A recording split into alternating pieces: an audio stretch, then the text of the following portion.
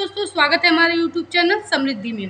दोस्तों, मैं आज आप लोगों को अधिक मास, पुरुषोत्तम मास इसके बारे में बताऊंगी। कुछ लोग इसको मलमास कहते हैं, तो मैं आज ये बताना चाहती हूँ कि मलमास आप लोग को और खरवास नहीं पता होगा। ये हर साल एक महीने लगता है, जैसे कि मकर संक्रांति के एक महीने पहले या फिर से सावन के सावन के बाद लगता है। तो ये मलमास हमेशा लगता है, लेकिन अधिक मास उसको कहते हैं जो कि हमारे शास्त्रों में बताया गया है कि हर तीसरे साल ये आता है, जब एक महीना अधिक हमारा वर्ष मनाया जाता है।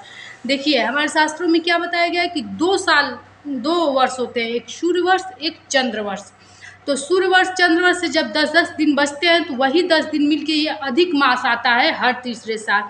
जिसका क्या इफेक्ट पड़ता है, हमारे शास्त्रों में बताया गया है कि जब ये आने वाला रहता है, तो उस साल व्रत त्यौहार जल्दी जल्दी आते हैं, 25 दिन 30 दिन पहले आते हैं। और जब ये बीत जाता है, तो वो हर त्यौहार एक महीने लेट होते हैं, वही 25 और 30 दिन, यही इसका असर रहता है। एक चीज़ और रहता है कि ये त्यौहार जिस मलमास जब हो जाता है अधिक मास, तो उसके बाद कोई त्यौहार नहीं उठाना चाहिए, कोई नया कार्य, नया पूजा अपने घर में नहीं करना चाहिए। यही होता है अधिक मास। कहा जाता है कि उसकी अशुद्धि उन सब एक साल के त्योहारों पर पड़ जाती है, जब तक कि संवत न जले। तो दोस्तों, आज मैं इसी सब बारे में बताऊंगी कि जो लोग व्रत करते हैं वो लोग क्या क्या करें, क्या क्या ऐसे छोटे छोटे धार्मिक कार्य हैं जो अपने घर में आप लोग को जरूर करना चाहिए, व्रत करें न करें।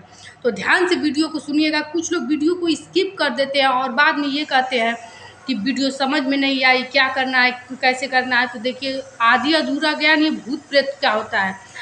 यदि आप लोगों के लायक ये वीडियो है, आप लोगों को यदि इससे जुड़ना है, तो ध्यान से सुना कीजिए, तब कोई उपाय करेंगे तो आपको उसका फायदा होगा, नहीं तो उसका उल्टा प्रभाव पड़ेगा। इसीलिए जब कोई उपाय करना है, यदि आपकी कोई परेशानी है, तो वीडियो को पूरा देखिए और उसका लाभ लीजिए। परेशानी नहीं भी है, धार्मिक कार्य करना है, तब भी देखिए। दोस्तों, अगर वीडियो अच्छी लगे तो एक लाइक कर दिया कीजिए, ताकि उससे मैं बहुत प्रेरणावत होती हूँ और ऐसी ही नोटिफिकेशन आप लोग पाने के लिए किसी भी वीडियो का, किसी भी तीज त्यौहार का सब्सक्राइब भी जरूर कीजिए। दोस्तों, अब चलिए आप लोग को मैं ये बता देती हूँ कि कब से कब तक अधिक मास है। देखिए, 18 जुलाई से 16 अगस्त तक अधिक मास है, और अधिक मास का नाम पुरुषोत्तम मास भी है। पहले इसका नाम मलिन मास था, जो कि बहुत दूषित मास माना जाता था।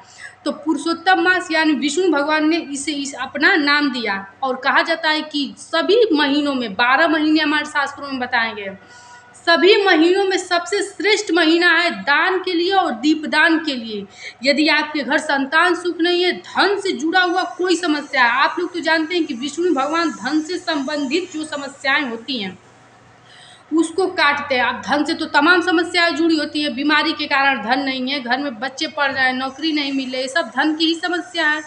तो मैं आप लोग को कितने वीडियो में बता चुकी हूँ कि गुरु ग्रह यानी विष्णु भगवान यदि आपके जीवन में अच्छा है, इन्हीं से जुड़ा है गुरु ग्रह।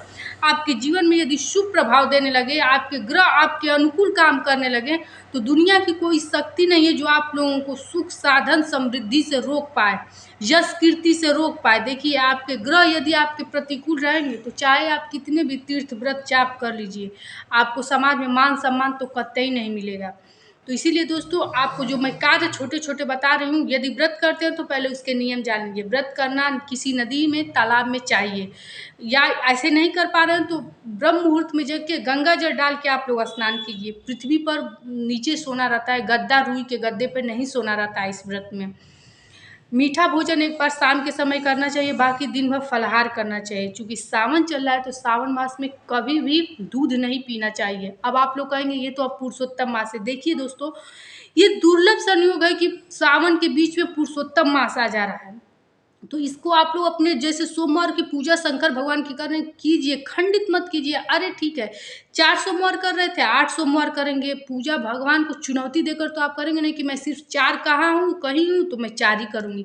जितना पूजा पाठ आस्था मन में होना चाहिए, मन में विश्वास होना चाहिए, उससे करेंगे तो आपकी भगवान जरूर सुनेंगे। क्योंकि हम आप कुछ नहीं जानते, लेकिन भगवान सब कुछ जानते हैं।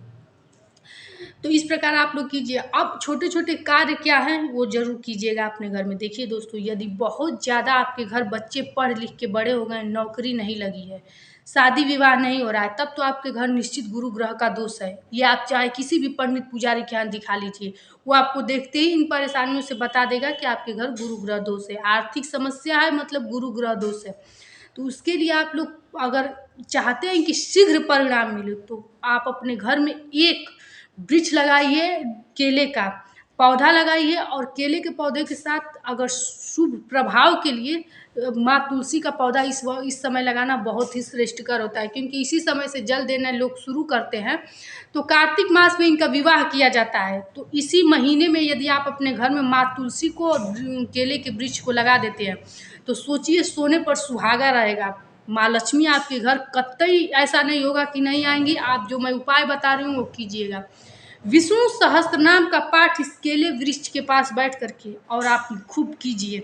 हर शाम एक घी का दीपक जला के कीजिए, और फिर हम कमेंट बॉक्स में आपका इंतजार करेंगे। यदि आपकी मनोकामना, आर्थिक समस्या से जुड़ी हुई जो भी समस्या है, या फिर आपकी बच्ची बड़ी हो गई है, मांगलिक कार्य आपके घर में रुके पड़े हैं, तो ये कार्य आप करके देखिए। 1 महीने के अंदर आपको परिणाम निश्चित रूप से मिलेगा, क्योंकि ये कार्य सब हमारे सिद्ध किए हुए वेद में बताए गए हैं। यदि आप ये कर लेते हैं, रोज नहीं कर पाते हैं, तो गुरुवार को निश्चित कीजिए, और शाम के समय अपने घर में विष्णु सहस्त्रनाम जरूर चला करके छोड़ दीजिए। इसका बहुत श्रेष्ठ परिणाम मिलता है। मैंने आप लोग को बताया है ना कई वीडियो में। नारायण स्वयं कहते हैं कि मात्र मेरा नाम लेने से मैं वो अपने भक्तों की सारे कष्ट ले लेता हूँ। तो आप लोग सोचिए उनका पाठ में कितनी शक्ति होगी। विष्णु सहस्त्रनाम का पाठ उन बच्चों को भी करना चाहिए जो 1-2 नंबर से नौकरी उनको नहीं मिल रही है, जो पढ़ रहे हैं, लिख रहे हैं, सभी अपने डॉक्यूमेंट्स रखे हैं, लेकिन नौकरी नहीं मिल रही, वो बच्चे ज़रूर करें। एक बात और कहना चाहूँगी कि विष्णु भगवान का पूजा आप लोग सुबह एक माला अगर 108 बार तुलसी के माला पे ओम नमो भगवते वासुदेवाय का जाप करें, तो ये बहुत श्रेष्ठ होगा। देखिए, धर्म से यदि आप जुड़े हैं तो ये छोटे छोटे काम दिनों के अनुसार करना चाहिए। तो ये पुरुषोत्तम मास मात्र विष्णु भगवान का ही दिन है, इसलिए ये कार्य आप लोग जरूर करें। पितृदोष के कारण आपके घर में हर कार्य रुका है, क्योंकि पितृदोष के कारण तो तमाम समस्याएं आती हैं, और जो कि किसी पूजा जाप से ख़त्म भी नहीं होती है। तो अपने पितरों को प्रसन्न करने के लिए अब आप कैसे जानेंगे कि आपके घर में पितृदोष है कि नहीं। देखिए, हर रोज कोई नया संकट आ रहा है, आमदनी भी है, कर्ज में डूबे हुए हैं, शादी विवाह नहीं हो रहा है, बाल बच्चे नहीं हो रहे हैं, विवाह काफ़ी दिनों के हो गए हैं, डॉक्टर बोल रहा है कोई कमी नहीं है, फिर भी बच्चे नहीं हो रहे हैं, सब पितृदोष के लक्षण हैं। इसीलिए तो मैं बताती हूँ कि मेरी वीडियो यदि आप लोग देखेंगे तो आप लोग को देखते देखते ज्ञान हो जाएगा कि किस चीज़ से क्या समस्या खत्म होगी। तो इसके लिए आप लोग क्या कीजिए कि मौसम बहुत अच्छा है, सावन के मौसम में आप लोग एक पीपल का पौधा किसी मंदिर के प्रांगण में लगाइए, या फिर से किसी धर्म स्थल पे लगाइए, किसी सार्वजनिक जगह पे लगाइए जहाँ पौधे लगा सकते हैं। 5 पीपल के वृक्ष लगा दीजिए। निश्चित रूप से पीपल के वृक्ष में विष्णु भगवान भी होते हैं, और पितरों का खूब आशीर्वाद प्राप्त होता है। तो ये जरूरी नहीं है कि सभी लोग खूब हवन जाप त्रिपिंडी ही करा लें। तत्काल लाभ के लिए आप लोग ये उपाय जरूर कीजिए। एक काम और आप लोगों को बता रही हूँ कि पीपल वृक्ष की पूजा यदि चाहते हैं तो पूरे महीने दूध से आप लोग जा करके सुबह में सूर्योदय से पूर्व स्नान मतलब जड़ में दे करके और पूजा कीजिए, और शाम के समय दीपदान कीजिए।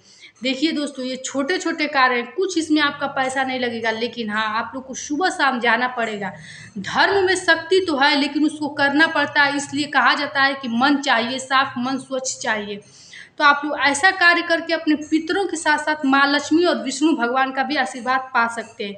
ये छोटे उपाय हैं, लेकिन आप लोग करके देखिएगा, आप लोग की ज़िंदगी पूरी बदल जाएगी। एक काम और कीजिएगा, अपने छत पर आप लोग चिड़ियों को दाना डालते हैं, गाय को रोटी देते होंगे, गाय को हरा चारा खिलाइए, रोज खिलाइए। अपने छोटे से बच्चों के भी हाथ में दीजिए, कुछ नहीं है तो पालक ही खरीद के दीजिए, लेकिन उसके हाथ में दीजिए, गाय को खिलाइए। इससे बुध ग्रह मजबूत होता है, और आपके घर में जो पढ़ने लिखने की प्रक्रिया होगी, जो बच्चे पढ़ नहीं रहे होंगे उनकी भी बुद्धि प्रबल होगी। अपने घर के छत पर आप लोग एक महावीरी झंडा जो होता है, जो केसरिया रंग का होता है, वो लगाइए। रोग दुख नाश के लिए अपने घर में कम से कम 1.25 फीट ऊपर या 2.5 फीट ऊपर लोहे में आप लोग ये झंडा लगवाइए। ये सब कार्य बिना पूजा जाप के आप स्वयं से कर सकते हैं, अपनी याचना अपनी भक्ति से कर सकते हैं। वो झंडा आप लोग यदि राम दरबार में या फिर से हनुमान जी के मंदिर में चढ़ा कर करें तो बहुत अच्छा रहेगा। यदि ऐसा नहीं कर सकते हैं तो वो झंडा अपने आप भी लगा सकते हैं। इस प्रकार आप लोग उस अधिक मास में पूजा पाठ करके लाभ पा सकते हैं। इस मास में आप लोग को जो मैं बताऊं कि तुलसी माता और केले का पौधा अपने घर में, जैसे बहुत लोग कहते हैं कि तुलसी माँ का पौधा सूख गया, तो इसी मास में अपने घर लाना सबसे उत्तम माना जाता है। इस मास में यदि ला करके इस महीने से आप लोग पूजा पाठ शुरू कर दिए दोस्तों, तो मैं दावे के साथ कर रहा हूँ कि आपके घर दरिद्रता हो ही नहीं सकती। दरिद्रता का नाश होता है इस सब से। और विष्णु सहस्त्र नाम का पाठ आप लोग जरूर कीजिएगा।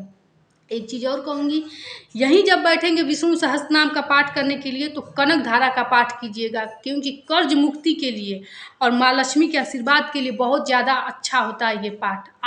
आप लोग के मन में होगा कि ये सब तमाम पूजा करना है तो हम लोग क्या क्या करेंगे। कुछ नहीं, इसमें परेशान होने की ज़रूरत नहीं है। कनक धारा का पाठ रोज़ यहाँ बैठ कर कीजिएगा। विष्णु भगवान का पाठ यदि आप लोग रोज नहीं कर पाते हैं तो केवल गुरुवार को कीजिएगा। और जो मैं आप लोग को पिछले वीडियो में बताई हूँ कि केले के वृक्ष में आप लोग को जल देना है, चना डाल के गुड़ डाल के, ये कार्य आप लोग कीजिए दोस्तों।